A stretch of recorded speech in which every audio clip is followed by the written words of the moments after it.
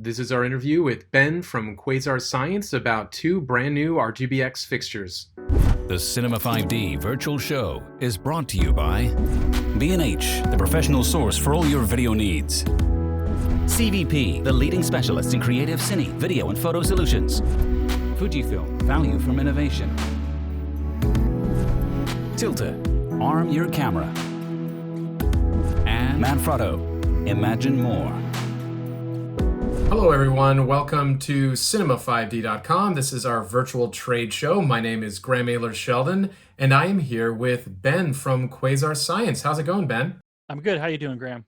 Not too bad. So I am very excited to talk with you because I've become a somewhat lazy DP over the years. I don't like gels anymore. I want the light to have tons of output. I want the form factor to be ridiculously tiny, and I want all the features that I want all the time. So you have two new products that maybe help with that a little bit. So why don't you tell us what you have there, Ben?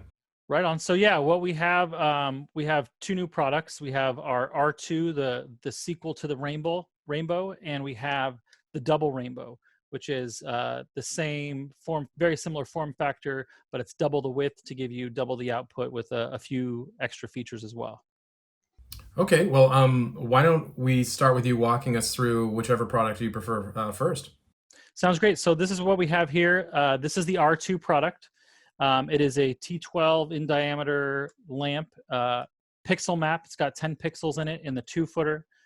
It's got full control. One thing we really wanted to focus on with these new products is giving the user complete control in the ways that they want to use the lamp. So not only do we have DMX in these, we now have SACN and ArtNet to be able to control them over IP addresses, over Ethernet.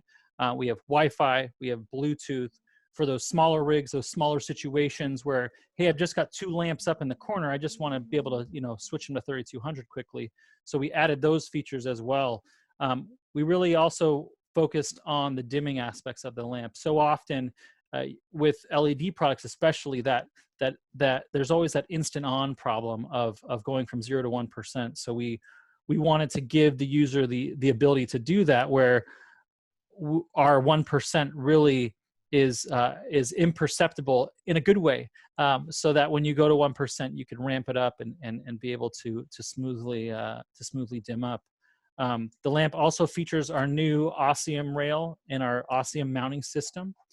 So if you look at the lamp here, there's a rail that goes down the back. It's got threaded it's got threaded quarter 20 holes in the back of it, and it has a slider. So this slider down the back of it allows for tons of different mounting options. So you can rig it in all sorts of places. This is our rotator block, which is kind of like a mini gobo head to be able to put it on a stand, rig it in all sorts of creative ways that you can. And in addition to that, it's got pixelation in here. So we wanted to offer a lamp that not only has the output, not only has the great white light that we've become known for, but also has the pixelation. So we have the same diodes, the same 3200 output that we had before with our 2000 to 6000K diodes, and to give you that really high CRI, that high quality light, which gives you also fantastic SSI, and then there's pixelation in them. And just for the folks at home that might not know, why is pixelation, having that feature, why is that useful for gaffers and DPs in the field? In general, it really just gives you options for some great punt devices. When you're doing that city night exterior and you need to throw a little fire behind a trash can, you can grab the light, throw a battery on it, and really get your fire effect, get your different like nightclub effects. There's different ways that you can use it, what I like to say, as a punt device. Ultimately on the bigger shows, there's not really a replacement for having a programmer in your corner to do whatever you need, but you don't always have that. You don't always have that option. So there's some great features that we wanted to pack in here, and also give over DMX complete control of those effects as well. Great. And I mean, you touched on T12 for just a moment, but one of the great things about that sizing is just there's a ton of other third-party accessories. You guys make great accessories, but things like LCD grid, honeycomb, things like that all fit obviously T12, because that's sort of a industry standard, so to speak. Yeah, definitely. Yeah. And that's one thing that that we change when we now upsize to what we call our double rainbow. So in addition to the awesome name of double rainbow, as you can see, it is double the width of the T12 of the single of the R2. Sorry.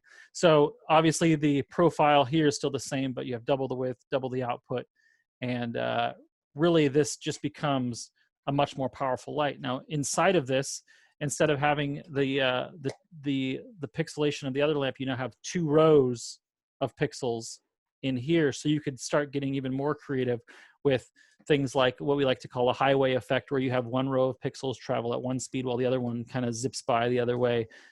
Just different options, different ways to help your lights to be more creative, you know, because it's not every job that will need those effects. So that's why we kind of based our light on the great white light and the great output, and then we added the effects and the RGB on top of that. Yeah, I mean, for the most part, I'm still living in a 5600 and 3200 Kelvin world, but for the moments when I need all of those other features, I want that to happen instantly. Yeah, and that's what these fixtures I think do very, very well. So I know you break down your products in length for the most part. Can you just walk me through kind of the ecosystem of both features and then with pricing as they correspond to length as well? So as far as the sizings of the R2, we have the 2-footer that's got 10 pixels that runs $500. We have the 4-foot R2, the Q50 R2, that's got 24 pixels that runs $750. The 8-foot lamp, the Q100, that has a full 48 pixels, and that's $1,000. So that's the R2 line pricing and size and pixels in the lamps. And then we have the double rainbow lamps. So the double rainbows, they have near double the output. They're twice as wide as the R2s. We have the 50RR that has 20 pixels. That is $1,000. And we have the 100RR double rainbow that has 48 pixels, and that is $1,500. And everything shipping more or less soon-ish, considering the state of the world? Yeah. Yeah, considering the state of the world, exactly. Yeah, we're planning to ship out in this summer. And every lamp does come with the slider that you saw, and it comes with the baby pin. And it has the optional rotating block as well. So all that should ship in the lamp, so it's all ready to go without needing any other accessories to throw it on a stand and get you working with it. Great. And then how much customization are you getting over sort of each of those pixels? As far as control? Yeah. Well, I mean, as we're building this light out to give you all the different options, there's close to 75 different profiles to try and work how you want to work, because you can make the lamp work on 5 channels if you want to for the whole lamp, or you could have individual pixel control and individual HSI or RGB CMY or individual HSI RGB values to give you complete control of the lamp to change, by pixel. So if you think 48 pixels in a 4-foot double rainbow, well, what does that mean? If you had 5 channels per thing, that's almost a full universe at that point. So I think Quasar Science as a company is very interesting. I mean, you guys have a background of actually being in the field and doing the work, so to speak, because not all manufacturers can say that. So for folks out there who may not know about the Quasar Science brand, can you just give us kind of a broad overview, Ben? So Quasar Science, we all started from being technicians in the field, whether it was gaffers, DPs, or myself came up as a programmer before getting into Quasar Science. We wanted to make lights that we wanted to use. I came from the perspective of, I want this light to be controlled how I want to control it. And when we were working on the big productions, sometimes you were often saddled with technology that was not profiled the right way, that things were backwards. So we wanted to make products that like I said, like we want to use. So it all came from the TV show True Blood, where a lot of the partners and I were working on this movie, and they saw the need for a compact LED light that can be fit into tight places, that can really fit the bill where some of the older fixtures couldn't. So we approached it with that eye, and we still do with, I know how this light should function. I know what buttons it should have. I know how the user should interact with it.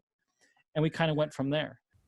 I think one of the other things that make you a little bit unique, at least early on, was you were one of the first lighting companies working with LED technology where I wasn't afraid to use it as a key light on skin tones, too. So you know what I mean? Because they're just what I was like the last person to adopt LED technology. I was so worried about the green, everything that was going on with early LED tech, but yeah, I point your crossfades at people all the time and sort of rehouse Kino housing. Um, so what else is going on at Quasar Science? I was visiting your website the other day, and there's like some animated series that you guys are making. Can you tell us about that? Yeah, we have a new web series that looks behind the scenes at the filmmaking process and kind of gives an inside baseball view of things, which uh, is for the people in the industry, and it stars some very talented puppets that take on the roles of the DP and cinematographers and different people in the field to really to have fun with the industry and to talk about some of the challenges and problems that we faced in a tongue-in-cheek way. So check that out. It's at quasarscience.com. It's a behind-the-scenes look at Hurricane at Midnight. Very cool. And before I let you go, Ben, final question. Can you walk through sort of powering options for both fixtures? Definitely. So with these lamps, we have two different power sources. They take AC through the True One connector or DC through a barrel connector in the end. So every lamp is AC DC. AC is universal. It does 100 to 240. The DC on the 2-foot and 4-foot models is 10 to 26 volts. And then on the double rainbow and the 8-foot lamp, that is 20 to 26 volts. So you're able to throw on a battery to these lamps to get off and working. I mean, we kind of had the idea, don't replace the lamp, replace the battery when you need to. And it takes all the popular voltages, V-Lock, Gold Mount, all the different batteries. We carry the FX Line batteries, which are a great compact V-mount battery. But with this this mounting system, we have a battery plate that you can mount right on here and just click on your battery for all the different types. So really trying to get the light to work how you want it to work, to take the thinking out of it, and also at the same time have all that great color and the great color science that we've been known for with our diodes and with our production of them. And you actually touched on something very interesting is you believe replace the battery, not the fixture, because that is, you have a great internal lithium ion product line, but that is the issue and the thing that bums me out about having a battery that's built into my system. When the battery dies, I have to send it in. It's not modular enough with most brands out there to just take out the lithium ion cells and just replace them. So you're right. You hit on something I think that's really important there. Yeah, I mean, as we like to say, if you're going to go 4x4, 4x4, you don't need a Ferrari. So really get the right lamp for the right application. And I think that that this lamp fits all the bills and will really give you not only the color fidelity you love, but the output and the control options you need. Well, thank you very much, Ben. I really appreciate your time today. Great. Thanks, Graham. Appreciate it. All right, everybody. Stay tuned to cinema5d.com for more coverage from our virtual trade show. Stay safe, stay healthy. See you guys later.